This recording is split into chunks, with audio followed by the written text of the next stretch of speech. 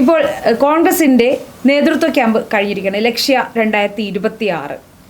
എന്തായാലും കോൺഗ്രസ് രണ്ടും കൽപ്പിച്ച് എന്നല്ല, ഒരൊറ്റ കൽപ്പനയേ ഉള്ളൂ.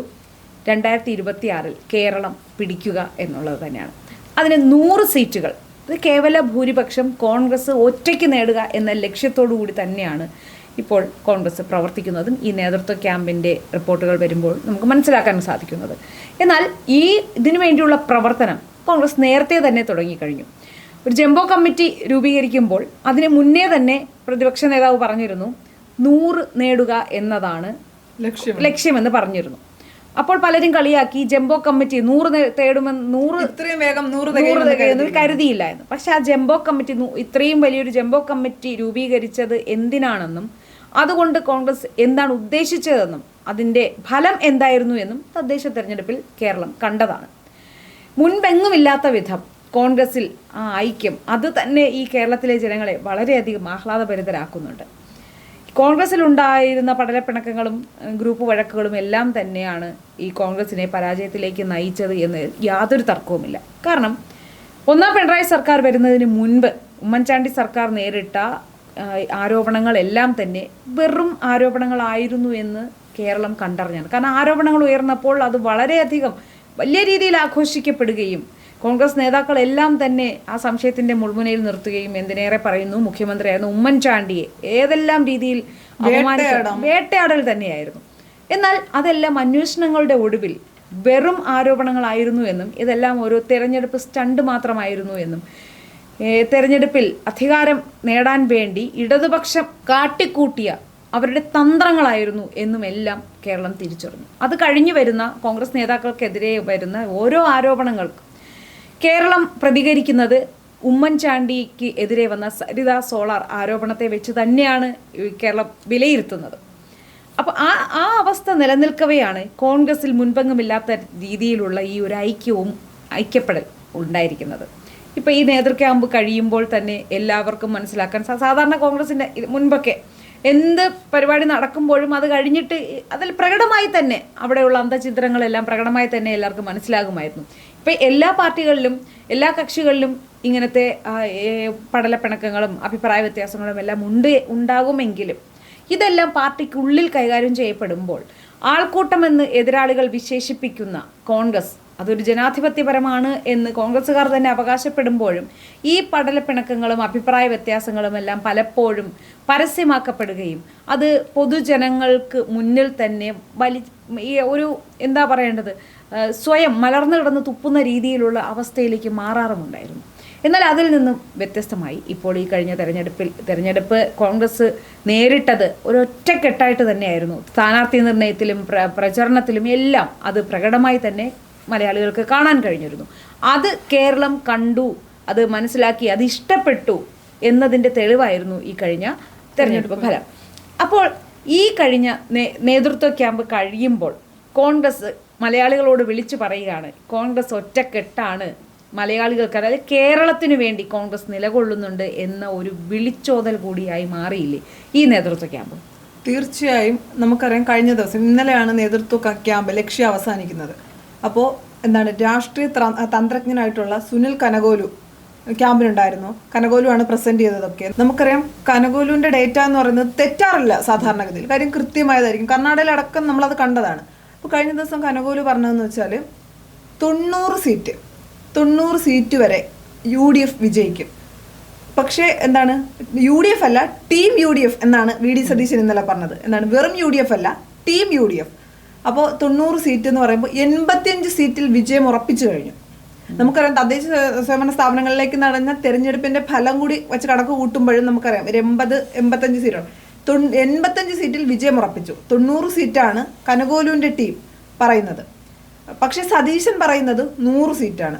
100 സീറ്റ് കിട്ടിയില്ലെങ്കിൽ VD സതീശൻ രാഷ്ട്രീയ വനവാസത്തിന് പോകുമെന്ന് കോൺഫിഡന്റ് ആയിട്ടാണ് പറയുന്നത്. അല്ലാതെ വെറുതെ എന്തെങ്കിലും പറയില്ല. കാര്യം സതീശൻ പറയുമ്പോൾ നമുക്കറിയാം ഇതിന് മുന്നേ നടന്ന തെരഞ്ഞെടുപ്പിൽ പറഞ്ഞത് ഉപതെരഞ്ഞെടുപ്പുകൾ പറഞ്ഞത് വിജയിച്ചാൽ അത് പാർട്ടിയുടെ വിജയം, പരാജയപ്പെട്ടാൽ ആ ഉത്തരവാദിത്വം ഞാൻ ഏറ്റെടുക്കും.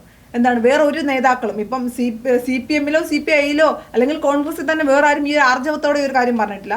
അതുപോലെ തദ്ദേശ സ്വയംഭരണ സ്ഥാപനങ്ങളിലേക്ക് നടന്ന തെരഞ്ഞെടുപ്പിന്റെ സമയത്ത് ചോദിച്ചിരുന്നു എത്ര കോർപ്പറേഷൻ പിടിക്കും എന്ന് പറഞ്ഞപ്പോൾ 4 കോർപ്പറേഷൻ പിടിക്കും, 2 കോർപ്പറേഷൻ വലിയ മുന്നേറ്റം ഉണ്ടാക്കും. എന്താണ്, പൊട്ടത്തരമായിരുന്നില്ലല്ലോ അത്. അതുപോലെ സതീശൻ പറയുന്ന ഓരോ കാര്യങ്ങളും കൃത്യമായിട്ടാണ്, അല്ലെങ്കിൽ വിലയിരുത്തലുകൾ പഠിച്ചിട്ടൊക്കെയാണ് പറയാറ്. നമുക്കറിയാം കേരളത്തിൽ എത്രയൊക്കെ CPM ഉം CPI പറയുന്നില്ല, CPM പറയുന്നത് ഭരണവിരുദ്ധ വികാരമില്ല എന്നാണ്. പക്ഷെ എത്രയൊക്കെ പറഞ്ഞാലും ഭരണവിരുദ്ധ വികാരമുണ്ട്. കാര്യം സാധാരണഗതിയിൽ കേരളത്തെ സംബന്ധിച്ചിടത്തോളം ഒരു വർഷം UDF ആദ്യത്തെ ഒരു ടൈം 5 വർഷം UDF ഭരിച്ചാൽ അടുത്ത 5 വർഷം LDF ആണ്. വീണ്ടും അങ്ങനെയാണ് സാധാരണ. കാര്യം 5 വർഷം ഭരിക്കുമ്പോൾ സ്വാഭാവികമായ ഒരു ഭരണവിരുദ്ധ വികാരം രൂപപ്പെടും, അതിന്റെ അടിസ്ഥാനത്തിൽ മാറും.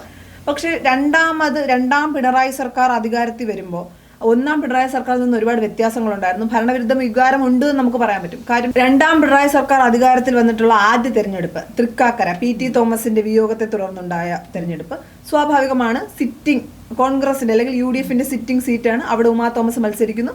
പക്ഷെ അവിടെ ശ്രദ്ധിക്കേണ്ട ഒരു കാര്യമുണ്ട്, ഭൂരിപക്ഷം ഉയർത്തി PT തോമസിന് കിട്ടിയതിനേക്കാൾ ഭൂരിപക്ഷത്തോടെയാണ് ഉമാ തോമസ് ജയിക്കുന്നത്. അത് കഴിഞ്ഞ് നടന്ന പുതുപ്പള്ളി തെരഞ്ഞെടുപ്പിൽ ഉമ്മൻചാണ്ടിക്ക് കിട്ടിയ ഭൂരിപക്ഷത്തെ മറികടന്നാണ് ചാണ്ടി ഉമ്മൻ ജയിക്കുന്നത്. പാലക്കാട് നടന്ന ഷാഫി പറമ്പിലിന് കിട്ടിയ ഭൂരിപക്ഷത്തെ മറികടന്ന് രാഹുൽ മാങ്കൂട്ടത്തിൽ ജയിക്കുന്നു. നിലമ്പൂര് സ്വതന്ത്രനായിരുന്ന PV അൻവറുടെ കയ്യിൽ നിന്ന് നിലമ്പൂര് തന്നെ UDF പിടിച്ചെടുക്കുന്നു. അതുപോലെ തന്നെ ചേലക്കരയിൽ നടന്ന ഉപതെരഞ്ഞെടുപ്പിൽ K രാധാകൃഷ്ണന്റെ ഭൂരിപക്ഷത്തെ ഒരുപാട് ഇടിഞ്ഞു.